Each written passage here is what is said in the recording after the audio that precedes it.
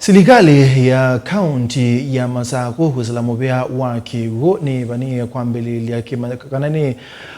kwambiliilya kimanyisyo kimwanya cha kuvundisya Amuika yiulu wa mautuika make umunthi meukonia milati ya KEWI kwinana na Ngavana wa kaunti ya Masaku Wavinya Ndeti waneena kavindani kala wakoma na ianda kuma kimanyisyoni cha KEWI uvisini kwake wala waelesya kana itambia yo ni kuvingwa kwake kimanyisyo ni kutethesya vanene Amuika kaunti na kuweta usungio wa thina wa KEWI. Dan Ngavana wa kaunti ya Masaku Wavinya Ndeti elesekana kwambigwa kwa kimanyisyo ni KEWI Ngwatanio na Silikali ya nthi ya China vamwe ya Kenya ni kutethesya vanene Amuika kaunti ya Masaku kumana mautuika ma KEWI undu umwe na kuweta mausungio ma thina wa KEWI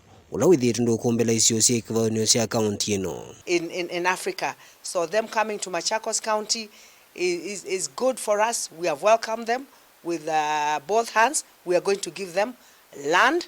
We have even agreed to look at other institutions we have that are already built, that they can even come and start even the training of the youth.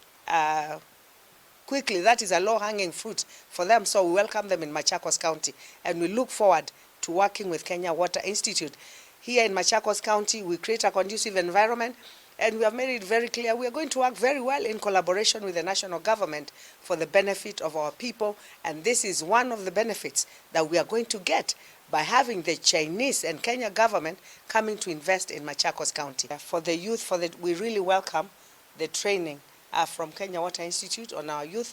You know, the youth, we can say they are the majority now, and to a certain extent they are more in this country, and the more we get institutions or trying to put them in areas that they can be able to enhance themselves in lives, and so be it. And we are very happy to have Kenya Water Institute now. They've even told us they are collaborating, they are training the youth.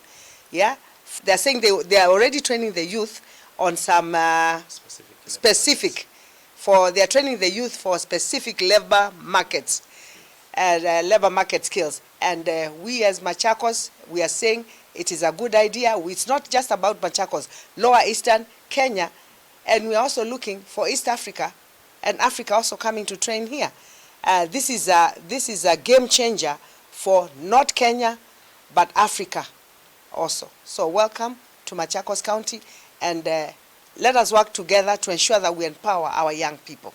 Ni uvisini kuma kimanyisyoni cha Kenya Water Institute alama wetakana kielelo cho kinene ni kwikithikana Amuika ni makwata masomo alama ilite na kutethesya kaunti ya Masaku nthini wa mathina mekivuthukanio meukonia KEWI. Kenya Water Institute is a parastatal of the Ministry of Water, Sanitation and Irrigation.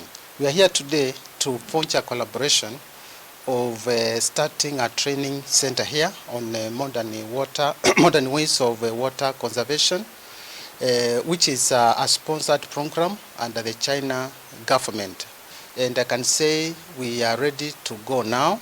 We are happy to report that Machakos County, led by Our Excellency and Governor, they have agreed to give us good land, sizable land, where we're going to set up that campus. It's a modern campus that's going to transform the area in terms of training our people on modern ways of water conservation, rainwater harvesting and irrigation. Kavindani na kuendelea na ukusio waliokuwa nzeve isio mbingi siendelee na ukusio nivu wa KEWI ku enende maendelee na udhudhwa matumenze asya matukuha sya uketha KEWI mavindani ala kwethiwa na mbua.